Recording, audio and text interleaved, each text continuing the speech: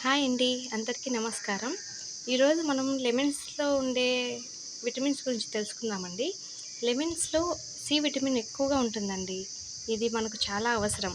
ఒకవేళ C vitamin లోపిస్తే మన శరీరంలో ముఖ్యంగా చిగుళ్ళ వాపు వస్తుంది. దీనిని మనం స్కర్వీ వ్యాధి అంటాము.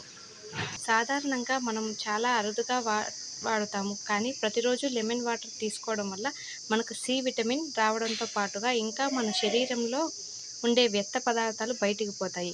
శరీరం మరీ కాంతివంతంగా కూడా మారుతుంది. కాబట్టి ప్రతిరోజు మనము ఒక లెమన్ అయినా వాడడం వల్ల చాలా మంచిదండి.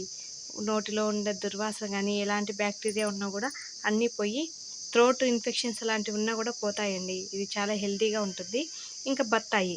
ఈ బత్తాయి పళ్ళలో పీచు పదార్థాలు బాగా ఉంటాయి. ఈ పీచు ప్రేగులలో ఉన్న వ్యర్థాలను బయటకు పంపించి జీర్ణ వ్యవస్థ బాగా ఉండేలా చేస్తుంది. తక్షణ ఎనర్జీనిస్తుంది. మన